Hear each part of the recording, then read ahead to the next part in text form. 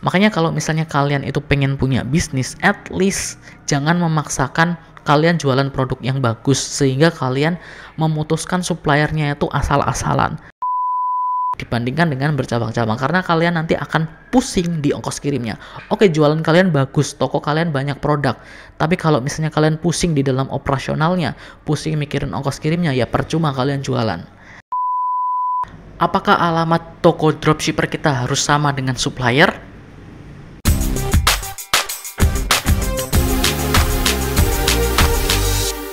Oke, halo teman-teman, selamat datang di channel Mari Berkarya. Kali ini aku akan menjawab beberapa kebingungan kalian. Salah satunya adalah pertanyaan, apakah alamat dropshipper atau alamat kita sebagai dropshipper yang kita set di Shopee atau Tokopedia itu harus sama dengan supplier? Nah, gimana kalau aku punya suppliernya banyak? Gimana kalau misalnya supplierku nggak satu, tapi dari berbagai kota katakanlah. Misalnya ada di Jakarta, ada di Jogja, ada di Bandung, ada di Medan, ada di Aceh katakanlah. Supplierku ada banyak. Terus gimana caranya aku masukin alamatnya? Aku akan jawab di video ini. Jadi aku jelaskan dulu konsepnya dropshipper biar kalian ingat. Intinya dropshipper itu adalah, kalau misalnya dalam bahasa sehari-hari mungkin bisa disebut dengan makelar. Mungkin ya. Tapi intinya adalah gini, kita menjual produk atau menjual barang ke customer atau calon customer di mana kita itu nggak punya barangnya atau barangnya nggak ada di kita. Itu adalah dropshipper. Oke, barangnya ada di mana? Ada di supplier. Ada di orang atau toko yang kita percaya untuk mengirimkan barangnya. Nah, lalu gimana kalau misalnya toko itu ada di berbagai tempat? Ya berarti kalau misalnya ada orang yang beli, kamu harus meminta orang tersebut atau supplier tersebut untuk mengirimkan produk ke kamu atau ke customer. Kayak gitu. Misalnya customernya belinya offline, berarti mereka harus mengirimnya ke kamu, supplier itu. Jadi istilahnya kamu harus mengambil barangnya. Atau kamu minta supplier itu untuk mengirimkan langsung barangnya ke customer. Intinya seperti itu. Nah, gimana kalau misalnya supplier itu dari berbagai kota? Otomatis ongkos kirimnya akan berbeda. Oke? Dari sini mungkin kalian bisa memahami. Ongkos kirim dari, katakanlah nih, customer kalian itu ada di Surabaya.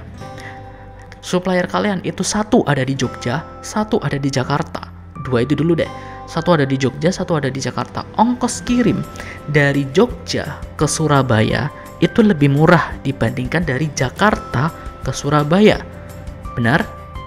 Nah, kalau misalnya kalian itu ingin mengirim katakanlah barang, kita kan nggak tahu customer belinya barang dari mana, ya kan? Atau beli barang apa dari supplier mana, kita kan nggak tahu. Kalau misalnya di marketplace nih, kita kan nggak bisa, kalau misalnya kamu itu di Jogja, berarti kamu harus pilih barang yang ada di Jogja doang. Kita nggak bisa ngatur. Mungkin kita suppliernya ada dua ya, dari Jakarta dan dari Jogja. Kita mungkin berpikir kalau misalnya kalian adalah pembeli dari Jogja, ya udah beli di supplier Jogja.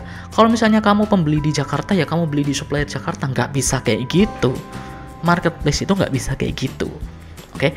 Karena sistem dari marketplace itu menganggapnya kita itu adalah supplier utamanya. Oke? Orang yang benar-benar mengirimkan barangnya. Makanya di situ alamat pengirimannya hanya satu.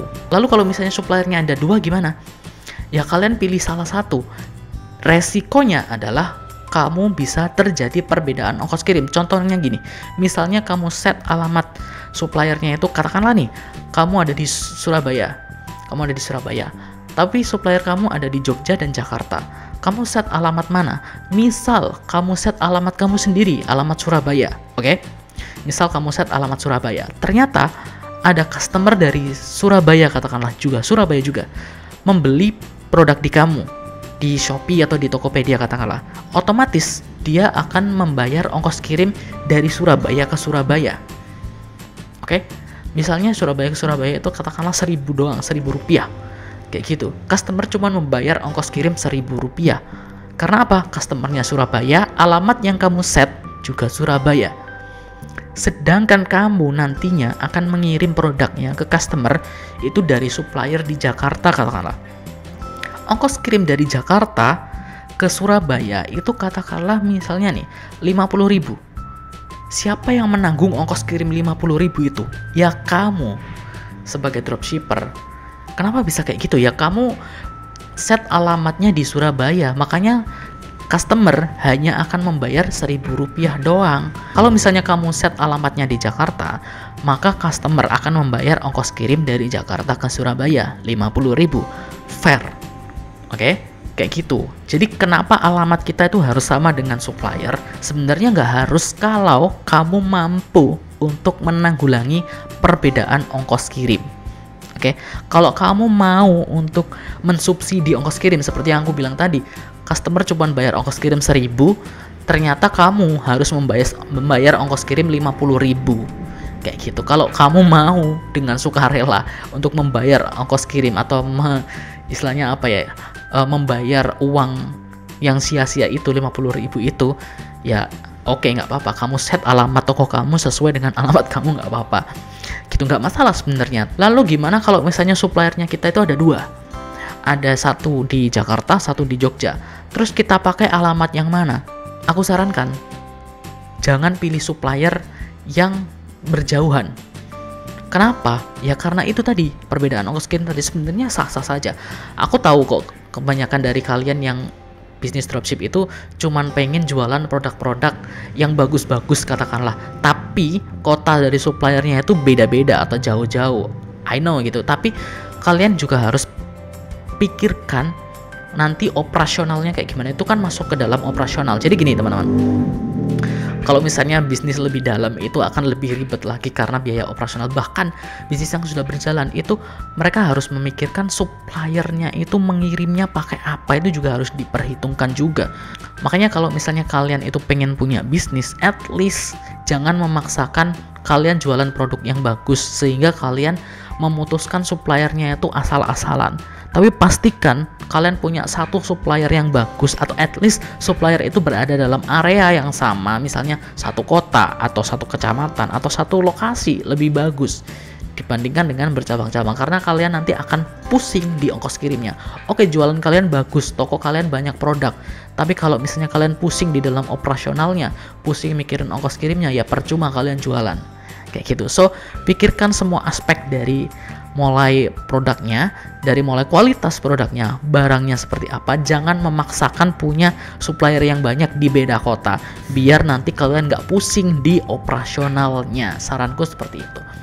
Oke teman-teman, itu saja yang bisa aku sampaikan di video ini. Semoga kalian mendapatkan informasi dan mendapatkan kejelasan gimana caranya kalian memilih supplier yang baik dan memilih supplier apakah beda kota ataukah kota yang sama, ataukah kita set alamat kita di supplier yang mana. Itu terserah dari kalian sendiri, asalkan kalian berani menanggung tanggung jawab nanti ke depannya. Intinya ke depannya nanti kalian bisa urusin seperti apa itunya. Intinya kalian bisa menanggulangi apa yang akan terjadi di kemudian hari. Udah itu doang. Oke? Jangan lupa untuk klik tombol like, kemudian subscribe channel ini dan nyalakan notifikasinya biar kalian tahu info-info menarik lainnya seputar bisnis online yang akan sangat membantu bisnis kalian. Saya Saiful, sampai jumpa di video berikutnya. Dadah!